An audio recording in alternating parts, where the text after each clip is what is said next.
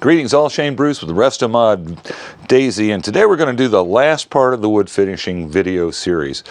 We've covered staining the wood, we've covered oiling the wood, now we're going to cover the buffing process. And I think you can take a look at the units in front of you. These stocks have been polished on a buffing wheel.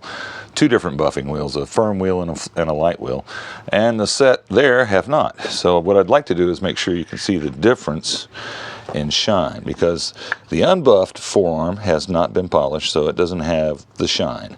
Now this isn't finished yet, because we're still going to do some Johnson paste wax and some handwork on it, and probably put it back on the soft buff a couple of times before we put it back on the gun. But when it goes back on the gun, it is going to look spectacular. And this is an excellent example of what you can get with figured maple and wood dyes and a little bit of handwork. Really nice wood. So this is the after and this is the before, and to get from before to after, you basically put it on a buffer. So we're going to step over the buffer right now, which is, as you see, just a regular old bench grinder with a couple of pads on it. Now this is a firm pad, all right? I do not use any wax compounds on my buff wheels. Guys that do furniture or wooden bowls, they've got a whole list of stuff they use to get the shine that they're looking for.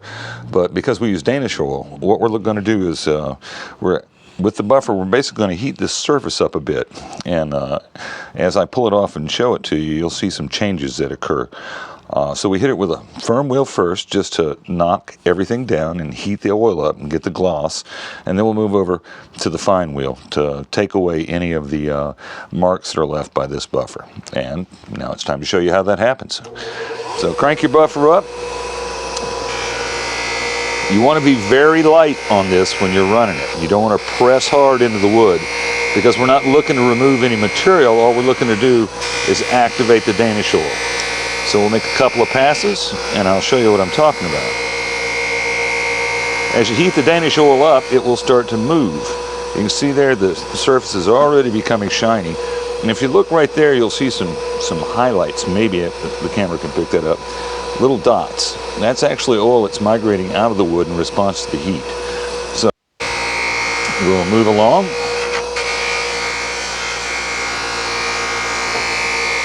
Do up this side.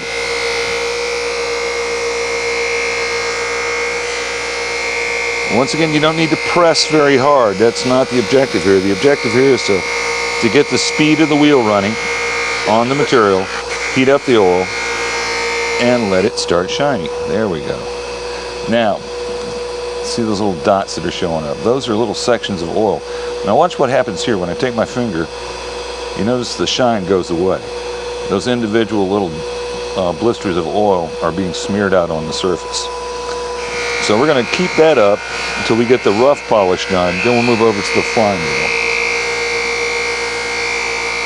It is not, it's completely normal in this process to see a strip of finish oil kind of clump up. And I'll see if we get that to happen, I'll show you an example of what that looks like. Not the end of the world, because you can take that out by a light pass. And if you don't get all of it, you'll get it all on the next wheel we use. Let's see if I see any. No, I don't. So we'll just continue to move along. Doesn't always happen, but it will happen. Now, the bench grinders run fast. They're like 3,200 RPMs, revolutions a minute. A wood buffer typically is like an 800 to 1,000 RPM type device, but I don't have one of those. When I first started doing this kind of work, I discovered that the grinder would do the job.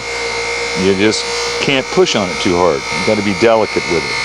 But if you are delicate with it and you watch what you're doing, you'll get excellent results with this, especially combined with the handwork you'll do later on.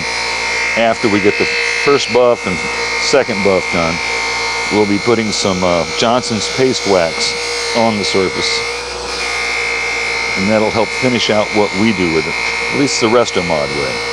And the Restomod way is based on working with what you got today to get the job done. Now the end grain polishing is always kind of neat because it shows up so well. You see that right there. You'll notice there's some little fuzzy stuff right here on the tips. Watch what happens to that once we hit it with the polisher. It goes right away. Because the oil heats up and then coats back over the wood surface really nice. So we're almost done with the rough polish, the heavy polish. And we'll go over to the white buff wheel in just a minute. Let's get this. Notice how that surface looks. A couple of licks on the wheel.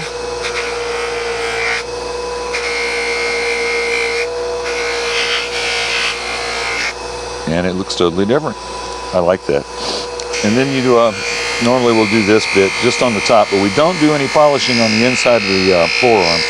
That isn't seen by the user, and there's no point in doing finish sanding or polishing on that. Yeah, you can if you want to, though.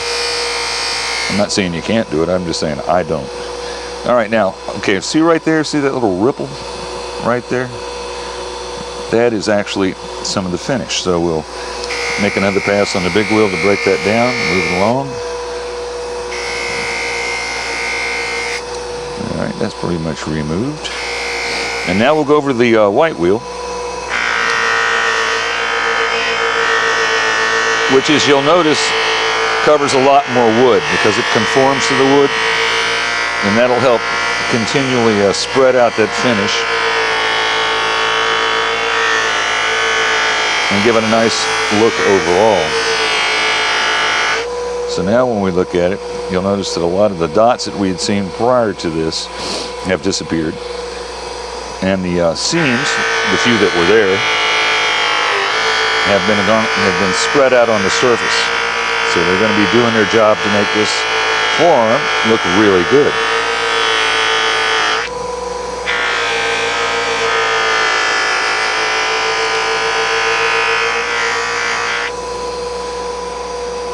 Yeah, that's looking nice.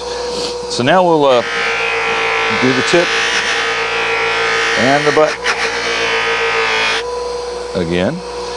And this one will essentially be done for the purposes of this level of the finish. And there we have it. So now we can compare that to the unfinished bit, the part that hadn't been buffed, and you can see clearly the difference in the way it looks. So that concludes finishing curly maple the Restomod way. That's all we've got for you today, kids.